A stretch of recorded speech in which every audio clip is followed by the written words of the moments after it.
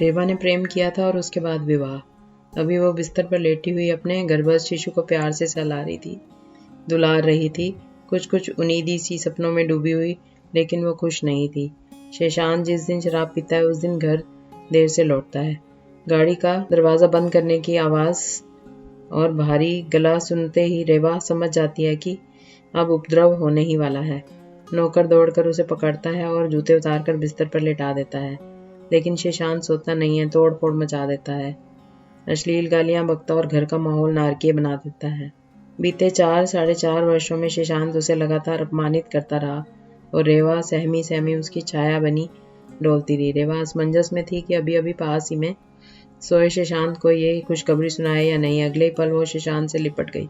शेषांत, मुझे कुछ बताना है तुम्हें। लेकिन शेषांत के खराटे सुनकर वो सुन पड़ी रह गई।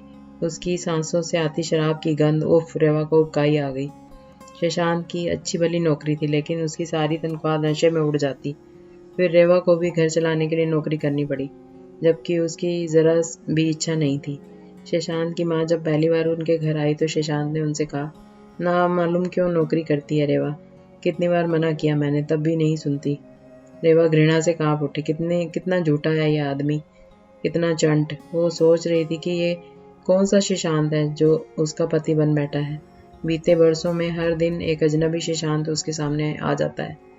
इस अपरिचित अनजान को रेवा कहाँ पहचानती है। ये तो शराबी, लंपट, क्रूर और निर्दयी शेषांत है, जिसने पिछले ही दिनों नशे की झोंक में रेवा को धकेल दिया और बेड के कोने से लगकर रेवा के माथे से खून की धार बह निकली। तब भी शेषांत को कोई फर्क नहीं पड़ा। कहाँ खो गया वो शेषांत जिससे रेवा ने कभी प्यार किया था। किससे बांटे वो अपनी पीड़ा। उसे याद आई कृष्णा। जीवन की आपाधापी में कृष्णा पता नहीं कहाँ गुम हो गई, या शायद अपनी उलझनों में उलझी हुई रेवा को ही समय नहीं मिल सका उसे याद करने का। शेषांत के साथ रहती रेवा को लगता मानो वो किसी मकड़ जाल में फंस कर रह गई है। उन दिनों रेवा इतराई फिरती थी, उसने अपना प्यार जो पा लिया था। लेकिन कृष्णा, वो बीते हुए कॉलेज के दिन, महीने, बरस, हर बात खुशनुमा लगती थी उन दिनों रेवा पढ़ने में भी तो अच्छी थी ही, साथ ही खूबसूरत इतनी कि लोग सोचते देवलोक से ये अप्सरा पृथ्वी पर क्यों आ गई। दूसरी तरफ कृष्णा, उसकी सहेली, वो ऐसी नहीं थी कि जिस पर नजर पड़ जाए तो हटे ही नहीं, और ऐसी भी नहीं कि नजर पड़ते ही फौरन हटा लेने को मन करे। रेवा ने उन दिनों शेषांत की कामना की थी। उसने कृष्णा से कहा, मैं नहीं चाहती कि बरसों बाद इस ग्रीक देवता को मैं किताबों में ढूंढूं या सपनों में। ये तो रेवा को बाद में पता चला कि शेषांत की गहरी और ठहरी दृष्टि सब तरफ से घूमकर रेवा पर ही आकर रुकती है। फिर कृष्णा ने ही रेवा और शेषांत को मिलवाया था। जब शेषांत की काफी अच्छी नौकरी लगी तो सबको रेवा की किस्मत से रश्क हुआ। दूसरी तरफ कृष्णा, वो लाख चाहने के बावजूद साकेत को पा ना सकी। उसने सीधे सीधे नकार दिया था कृष्णा को, और कृष्णा सफेद स्तब्ध चेहरा लिए खड़ी रह गई। काफी देर बाद उसकी आंखों से आंसू बहने लगे, वो भी हिचकियों के साथ। इधर रेवा ने कोर्ट मैरिज की और उधर कृष्णा ने अपने माता पिता की पसंद के लड़के से शादी कर ली। मामूली कद, साधारण रूप रंग, लेकिन अच्छी नौकरी वाला सुयोग्य लड़का। शादी के समय कृष्णा उदास थी। रेवा और शेषांत की शादी के शुरुआती दिन मद भरे थे, सपनीले थे। उन दिनों रेवा नहीं समझ पाई कि शेषांत का प्यार दरअसल प्यार नहीं, बस एक वासना है। शेषांत ने उसका हर तरह से उपयोग किया। गृहस्थी की पूरी जिम्मेदारी उसे सौंपकर खुद एक किनारे खड़ा रहा। रेवा वर्तमान में लौट आई। अचानक उसे मिचली आने लगी। वॉश बेसिन में भयानक उल्टियां करने के बाद वो पस्त सी लेट गई। गालों पर 2 बूंद आंसू लुढ़क पड़े। खिड़की के पार का आकाश उसे विष सा नीला दिखाई दिया। अगले ही दिन वो हॉस्पिटल में थी। रेस्पिरेशन पर फॉर्म भरने के बाद वो पलटी और सहसा ही देखा कि सामने कृष्णा थी। गर्भधार से शिथिल उसका शरीर, लेकिन साथ में उसका पति और 2-2.5 बरस की बिटिया।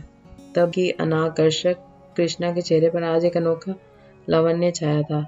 पत्नीत्व और मातृत्व का गौरव छिटका था उस पर। कितनी प्यारी दिख रही थी कृष्णा। अपनी डिलीवरी के लिए ही आई थी वो। रेवा देखते ही भाव गई। रेवा, कितने समय बाद, व्हाट अ सरप्राइज, कोई गुड न्यूज। उसने रेवा के पेट पर हल्के से हाथ फेरा तो रेवा चौंक पड़ी। उसने हामी भरी मुस्कुरा रही थी वो, एक नकली मुस्कान। बहुत कुछ कहना चाहती थी कृष्णा से, लेकिन ये समय ही जगह उसके लिए सही नहीं थी। कैसी है तू? रेवा ने कृष्णा का हाथ थामते हुए पूछा। सब बढ़िया, देख तो रही है, कृष्णा खुशी खुशी कह रही थी।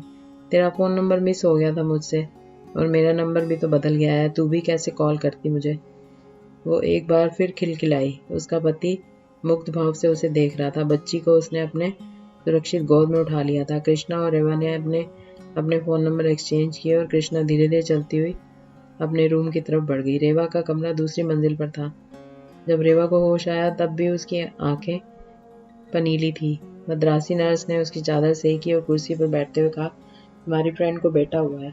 रेवा के मन में एक फांस सी चुभी। अपने अजन्मे बच्चे के लिए उसकी आंखें भर आई। इस बच्चे के अंत के बाद उसे शशांक के कारावास से भी मुक्ति मिल चाहिए होगी, वरना ये कारावास उसके लिए उम्र कैद साबित हो जाएगा।